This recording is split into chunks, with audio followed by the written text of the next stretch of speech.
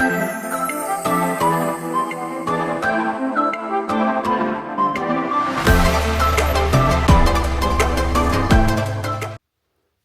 what's up guys? Welcome back to my channel. This is wedding vlog number 3. We're starting off things really strong, doing all the things that I said I was going to do in our last vlog that we actually didn't do.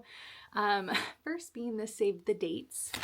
So like I mentioned in vlog 2, we have constructed them, like we printed them. They're ready to go. The magnets are here. The stamps are here, which I showed you in the last video. They're super cute. They're an autumn colors stamp booklet. So we have all of the materials. I think what I'm going to do tonight, because it is kind of late, is I'm just going to put the magnets on the back of every single save the date. And then tomorrow is when I'll actually craft the envelopes. It just takes a really long time, and I do want to practice a few more times before I actually create them. And then hopefully I'll have all of that done by the end of Saturday night so that I can go to the post office on Monday morning and mail them all out. I probably want to hand them to a person because I could drop them off in the mailbox, but I just feel more comfortable just like handing them to a post office worker. So let's get to constructing some save the date.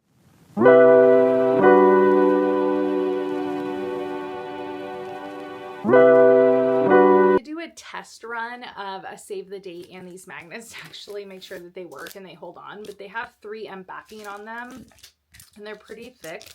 I'm off the sheet, I can show you, but they kind of look like this, and there are these little squares and this 3M backing, and they just go on the back of the save the dates, and they can stick to anything that is magnetic, which is really nice. And then with the magnet, so doing 2 magnets per save the date. So the magnet, the save the date card, and the envelope itself is about 0.4 ounces. And again, if you remember in my last vlog, you cannot have over an ounce for weight for your mail. Otherwise you will have to put additional postage. So that's something to think about when it comes to save the dates, but also for your wedding invitations, because there's a lot more cardstock in those that if you keep it under an ounce, you don't have to have additional postage. So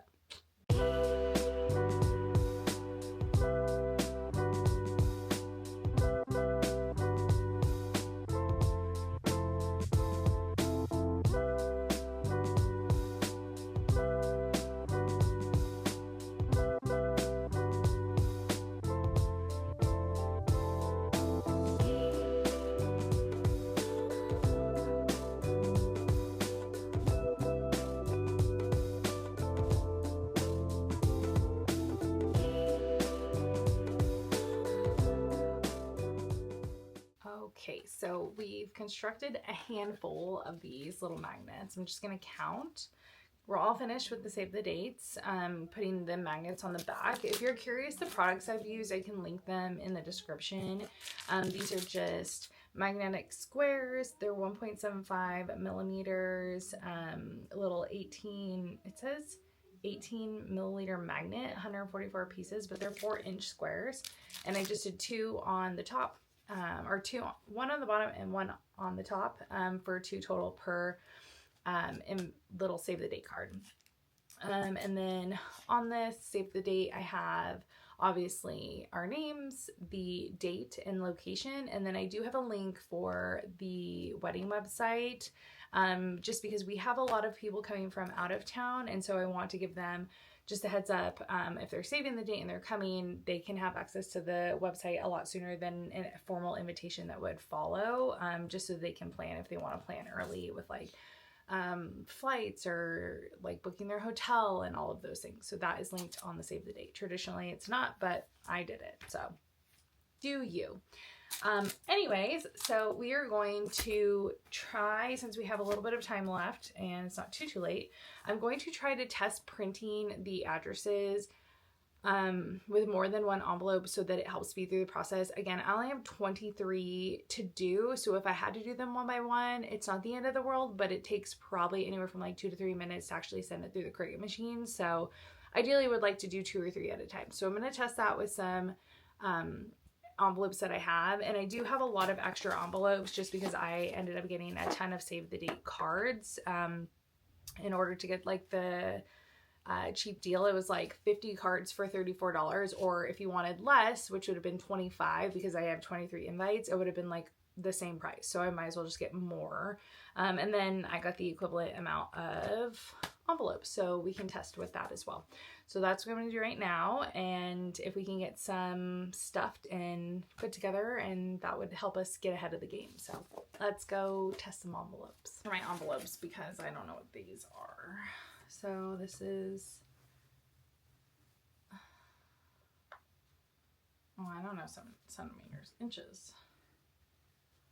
This is a 5 and, what is this? 5 and 7, 5 3/4. That's about 3/4. So 5 3/4 width by 4 1/4 height. That's the envelopes we're printing. And again, we're just gonna stick it to the Cricut mat, and then we're gonna print it.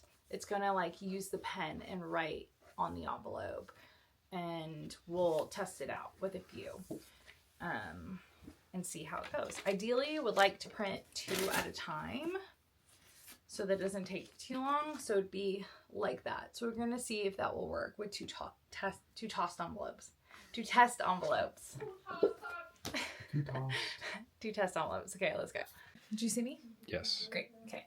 So I am in Cricut Design Space, very similar to Canva. I've already created a template, which we saw me do in my last vlog. So I'm just going to go back to that template and hit customize. And that's going to allow us to customize the actual envelope that we have. When we were doing the last envelope, it was a different size. So now we're just going to change the size on the design space, and then we'll add it. Another one, we'll basically duplicate it, and we'll see how it prints when we feed this through the machine, and it will write with this little pen over here. You can see I insert the pen, and I think when we were doing this last time, I had the wrong pens, and so this is the pen you need if you have the Explorer 3. It is a 0.4 millimeter pen, and these are more like actual writing pens. The ones I was using last time were glitter, and those also work, but the other ones I was trying to get with the same similar tip were only for the Cricut Joy. So if you have a Cricut Joy, that's a specific pen, and if you have an Explorer or a Maker, then that's these pens here. Created my template in the Cricut Cricut Space. I don't know how you call it, but like it's kind of like a Canva, but for Cricut. And now I'm going to take the cover off of my Cricut Light Grip mat, not map. Oh God, losing my mind today.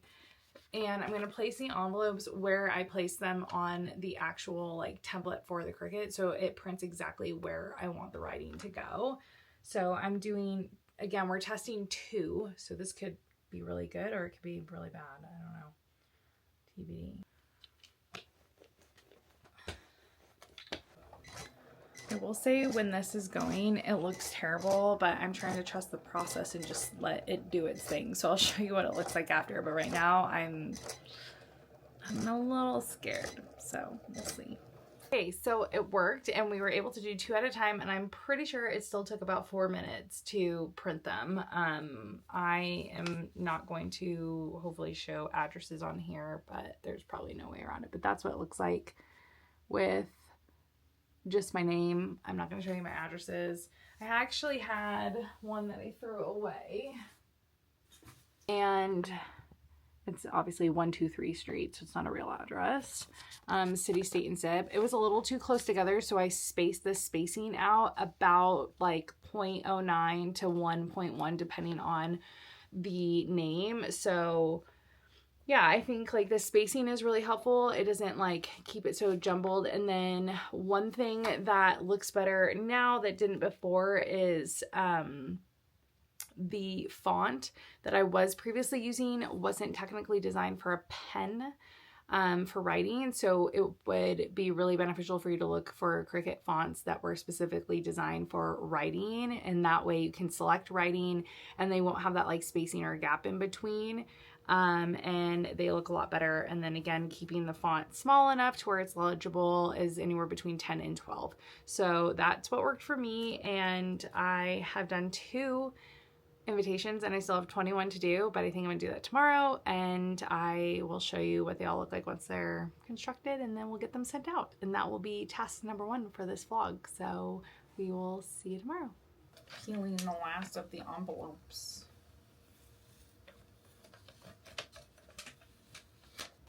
All right, got all my envelopes done, and now I have to stuff them, and then they'll be ready to send.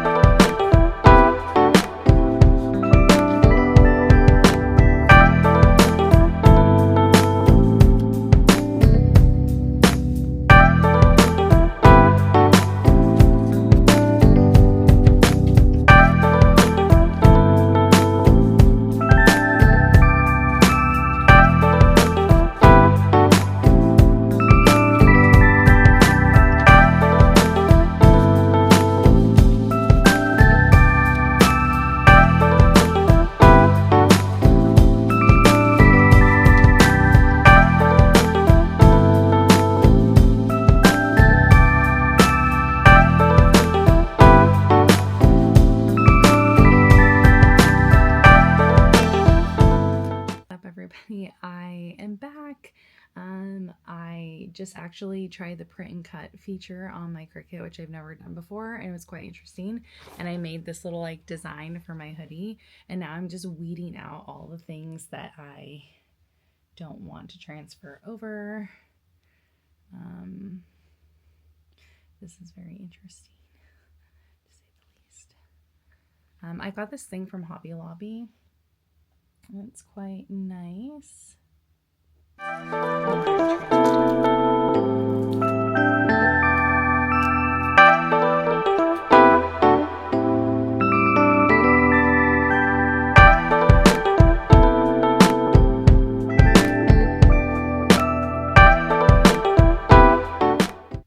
Okay, so I figured out how to print it and cut it to my map, but I have the wrong transfer tape. So I had to order iron-on transfer tape. This is for like glasses and whatnot, so this is not going to work. So I basically have to scrap this, which is fine. This is a learning experience. I feel like if you're doing DIY Cricut stuff, you have to accept that you're going to waste money, and that is what I did. I wasted an entire sheet of this vinyl. I think I can probably maybe use some of it. I don't know. Maybe I can just keep it like this and then try to transfer it from there. I don't know. We'll see. I will come back. Maybe, I think it's supposed to be delivered tomorrow. So maybe like Wednesday or Thursday night, we will work on this project. But it's got to get done because I want to wear it to my wedding dress shopping adventure on Saturday. So definitely want to get this done. Okay, on our way to Sleepy Ridge Hollow. There's a lot of traffic.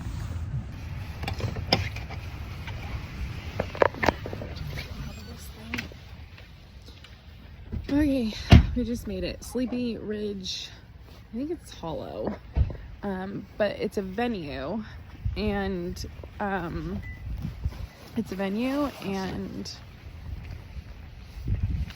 lost my train of thought because I was interrupted. It's a Sleepy Ridge Hollow, and it's a venue, so you can actually like have your wedding here, but this is like a vendor market thing, so it looks like this.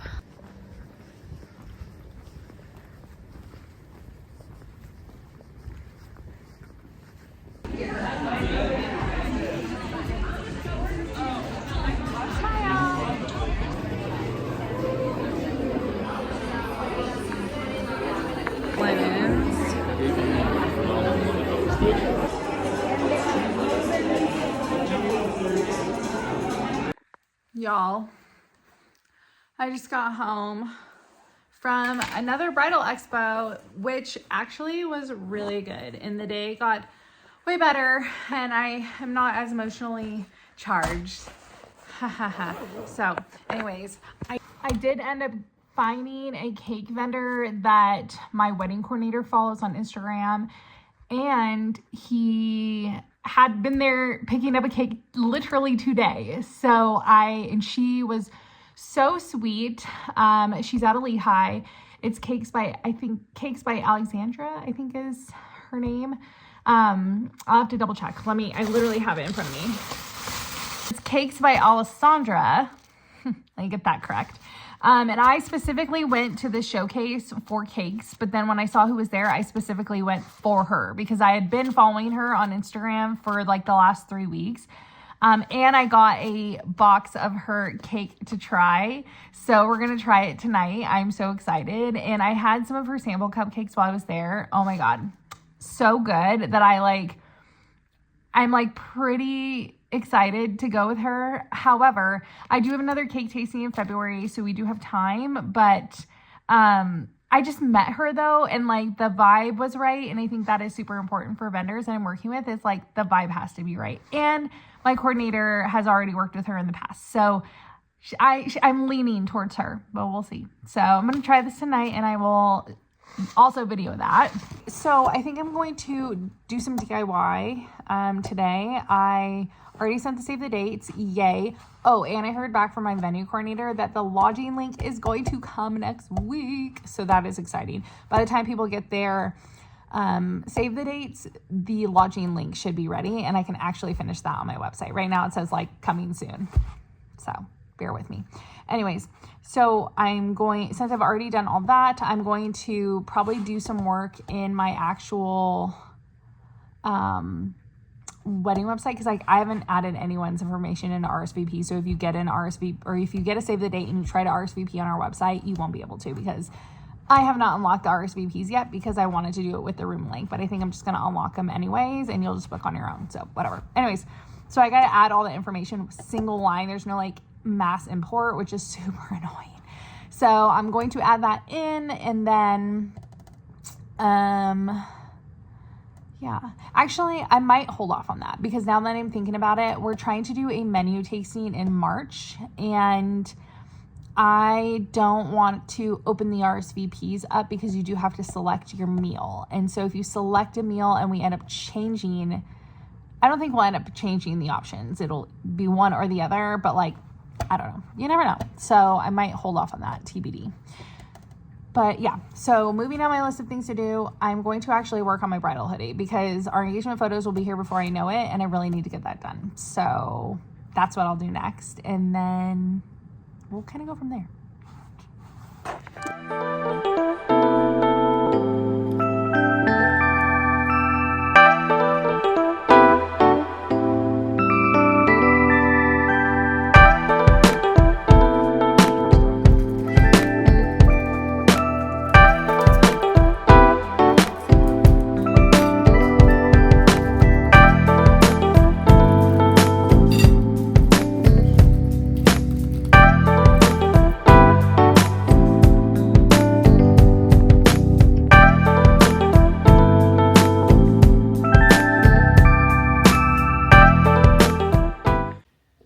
Hey everyone, I don't have a voice right now, which is super annoying, but it's also why I haven't really been filming. Is I had a sinus infection that I developed after I ran that 5K in the snow. If you saw any of my Instagram stories, I ran a 5K last Saturday in the snow, and I somehow developed a sinus infection shortly after, and so I was feeling like complete garbage all week.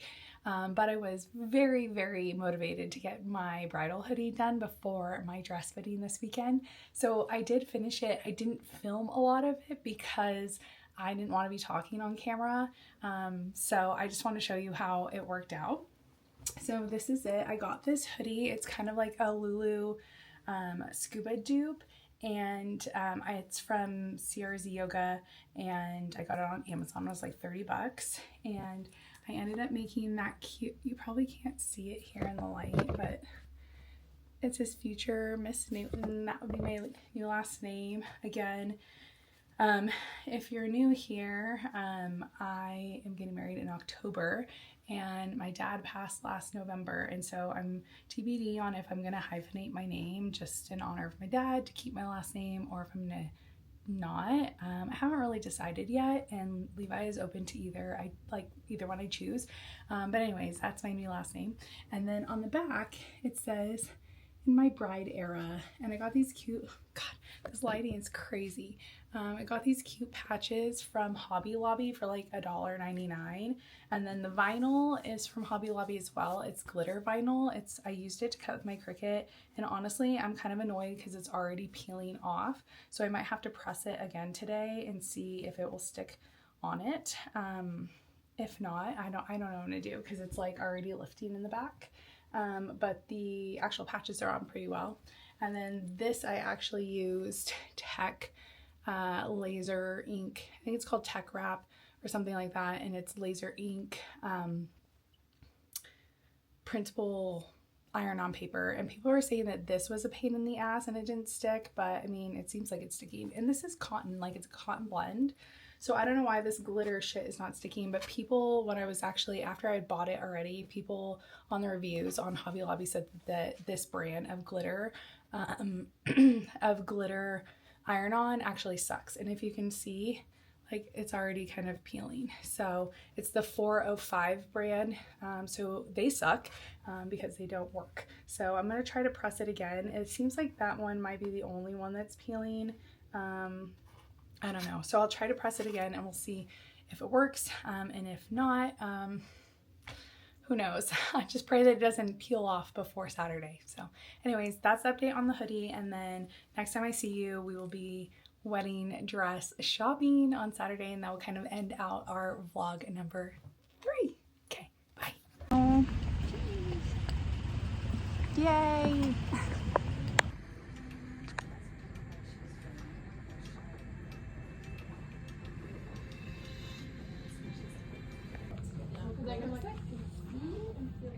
Yeah, most dresses do have. When you were here, yeah. February 1st, what a cute month to be here. Cheers to the dress with your water. Welcome back, everybody. We're doing the end recap of vlog 3. We did something really exciting, and we went wedding dress shopping on Saturday. It was my very first bridal appointment. And I did say yes to the dress. So I'm super excited when our wedding happens and I can show you photos of what it looks like because it is so gorgeous. I did try on a bunch of dresses. We were there for like 2.5 hours. And I finally found like the dress of my dreams at the very last dress, which is super exciting. Obviously wanted to share you some of the ones that weren't a fit for me, but I know Levi watches this vlog, so we're gonna save that for a later date. But I hope you enjoyed all the crafty DIYs we did this week, and stay tuned for vlog number 4. We are doing some more cake tasting.